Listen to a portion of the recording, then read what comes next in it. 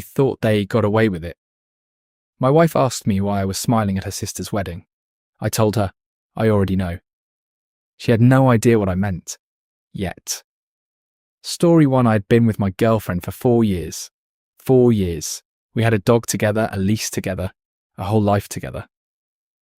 I thought we were happy. I genuinely thought we were one of those couples that other people looked at and felt a little jealous of. We cooked dinner together every Sunday. We had inside jokes. We talked about moving to a bigger apartment. We talked about a future. Then one Tuesday evening, I was sitting on the couch with her laptop trying to find a recipe. Her Spotify was still logged in. She had a playlist called For Him. I sat there for a second thinking maybe it was old. Maybe it was for me. Maybe there was some explanation that made sense. So I clicked it. 40 songs. Every single song was about sneaking around. Late night drives. Falling for someone you shouldn't. Hiding something from someone at home. I know every song on that list because I sat there and listened to all of them. I didn't move for 2 hours. I just sat on that couch in the dark going through every single track. The last song was added 3 days ago. 3 days ago, she had been sitting across from me at dinner, asking me what I wanted to do for my birthday. I closed the laptop. I didn't say anything. I went to the kitchen and I finished making dinner and I called her in and we ate together and she talked about her day and I just nodded and said yeah and wow. And that's crazy. And the whole time I felt like I was watching myself from across the room. That night I couldn't sleep. I lay there listening to her breathe and I just kept thinking about those 40 songs. You don't accidentally build a 40-song playlist. That's not a mistake. That's something you tend to, something you come back to, something that means something to you. The next morning I started being very quiet and very smart about everything. I took screenshots of the playlist. I started paying attention to her phone, her schedule, little things that hadn't added up before that I'd been explaining away for months. The late gym sessions, the friend she suddenly had a lot to say about, the way she'd angle her screen away from me without thinking. Over the next 2 weeks, I moved money into a separate account I'd had before we met. I called my landlord and told him I'd be moving out at the end of the month. I called my best friend and told him everything, and he let me store some boxes at his place. I started quietly moving things out a little at a time. Books, clothes I hadn't worn in a while, things she wouldn't notice missing. By the time I sat her down, I was already 90% moved out. She didn't even know what was happening until I said her name and put my phone on the table with the screenshots pulled up. She went white. She said it wasn't what it looked like. She said it had only happened a few times. She said it was over.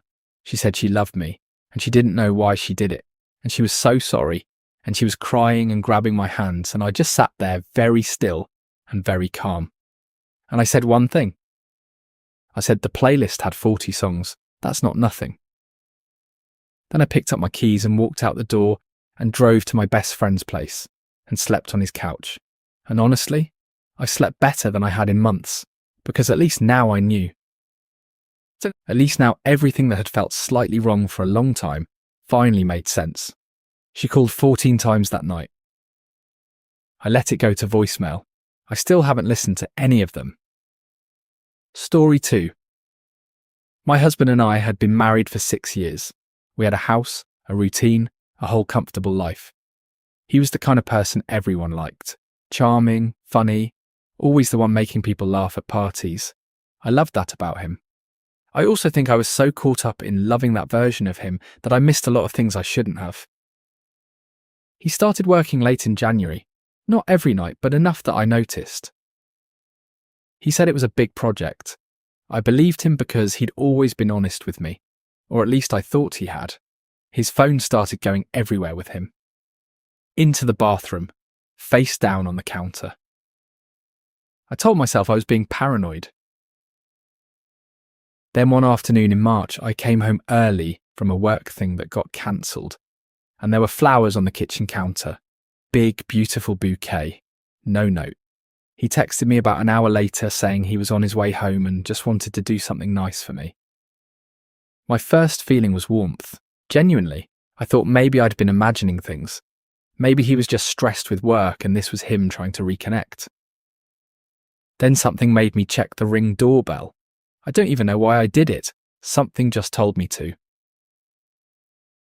He had pulled up to the house at 2:47 p.m.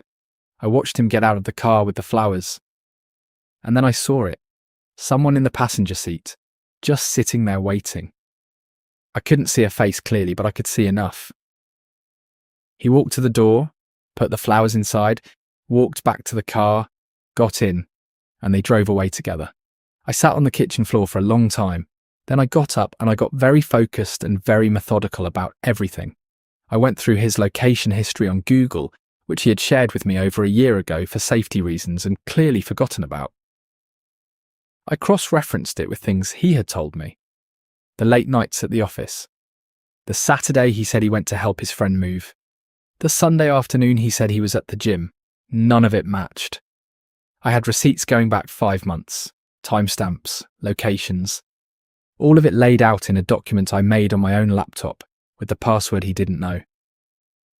I did not confront him that night, or that week. I called a divorce lawyer first and had a consultation. Then I called my mum, then my best friend. I started understanding exactly what I was entitled to, what the process looked like, and what I needed to have ready. 3 weeks later, I sat him down at the kitchen table. He came in and kissed me on the cheek like everything was normal. He poured himself a drink. He sat down across from me and said, "Hey, what's up?" I slid the folder across the table.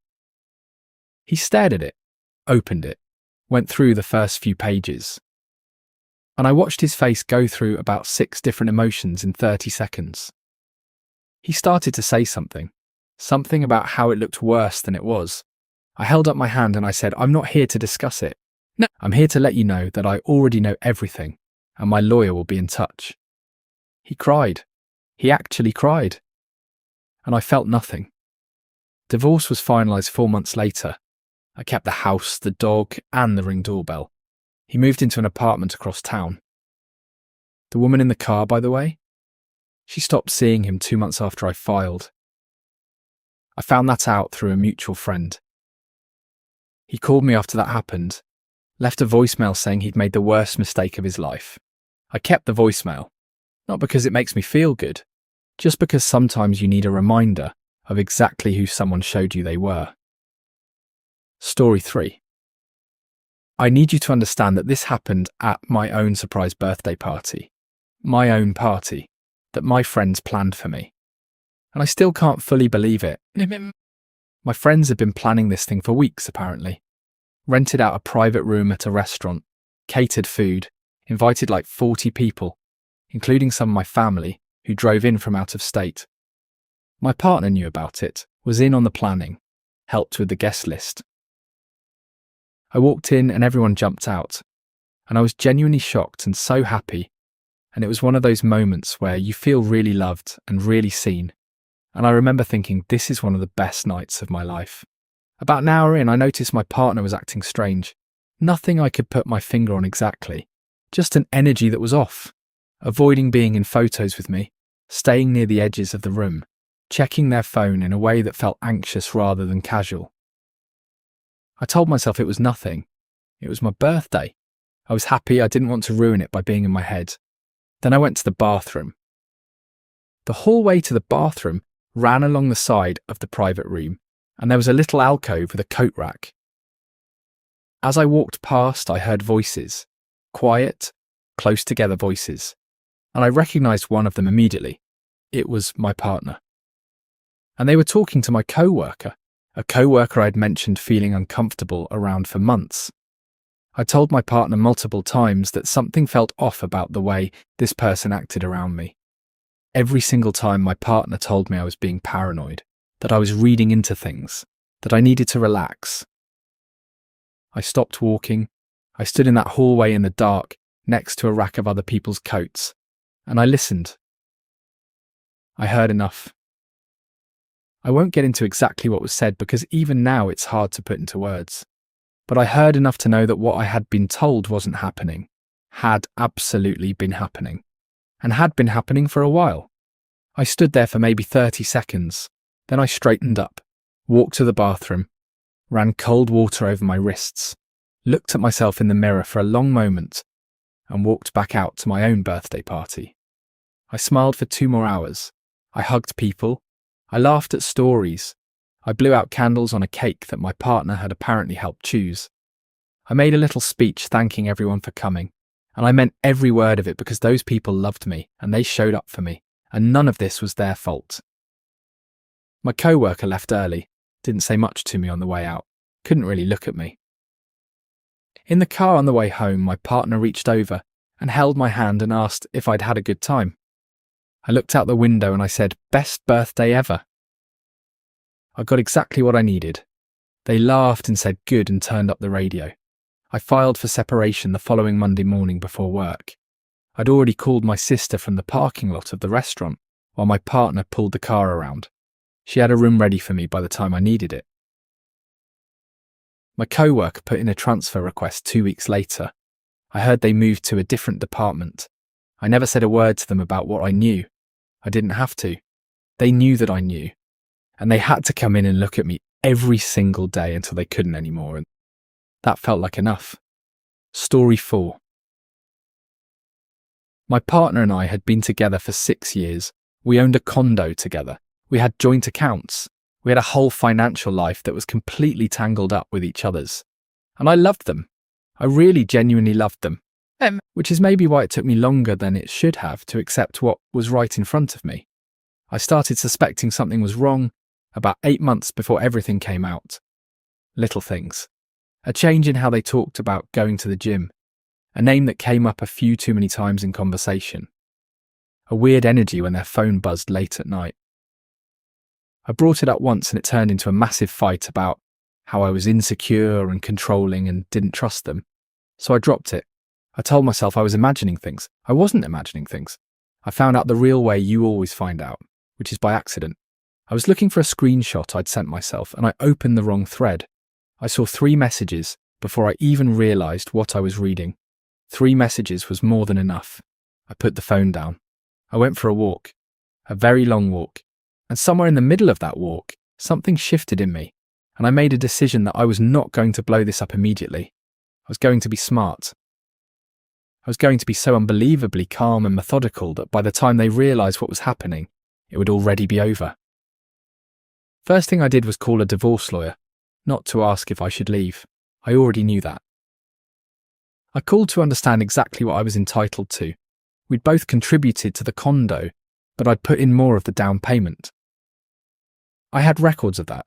The lawyer told me what I needed to gather, and I spent the next 2 weeks doing exactly that. Every financial document in the house, joint accounts, investment records, mortgage statements, tax returns going back 4 years. I scanned everything and stored it somewhere they couldn't access. I kept acting completely normal the whole time. We went to dinner. We watched TV together. I made coffee in the mornings and handed them a mug and said, "Have a good day," and I felt like I was performing in a play about my own life. Then I found out something that changed the whole shape of what I was doing. The person they were seeing was also married. I found that out through a mutual friend who mentioned it completely offhandedly, not knowing anything was going on, and I just filed it away, quietly, without saying anything. I sat on that information for 3 weeks while I got everything else in order. Then I sent one anonymous message to that person's spouse. No introduction, no explanation, just, "You should check your partner's location history from March through August." That's it. That's all I sent. Then I called my lawyer and told her I was ready to file. What happened after that was honestly more than I expected. My ex lost the condo in the settlement because I had documented every contribution I'd ever made to it. The affair partner's marriage also fell apart after their spouse found what they found. And then the affair partner, with no marriage and no stability, moved back to their home state to be near family. So my ex lost the condo, lost the relationship, lost the person they had blown everything up for, all within about 4 months. I found out through the same mutual friend. I didn't reach out. I didn't say anything. I just let it settle over me for a moment. And then I went back to unpacking boxes in my new place, which is smaller than the condo, but it's mine, completely mine. And every single thing in it is something I chose. My ex called me once after all of it fell apart. Left a voicemail. I could tell they'd been crying. They said they'd made the biggest mistake of their life, and they missed me, and they were so sorry. I didn't call back. I did go to the gym though. Different gym. Better gym. And I sleep like a rock now. Every single one of these people had a moment where the floor dropped out from under them. A playlist, a doorbell camera, a voice in a dark hallway, a message on a phone they weren't supposed to see. And in every single case, the thing that got me wasn't the betrayal. It was what they did next, the stillness, the patience, the absolute refusal to fall apart before they were ready. No screaming, no begging, no big dramatic confrontations in the driveway, just a quiet decision. I see exactly what this is. I'm going to handle it. And then they were gone. That kind of calm is not cold. It's not unfeeling. It's what happens when someone who loved you completely finally decides that they love themselves more. Drop in the comments which story hit the hardest for you. And if any of this felt a little too familiar, I hope you're doing okay. Like and subscribe, new videos every week. See you next one.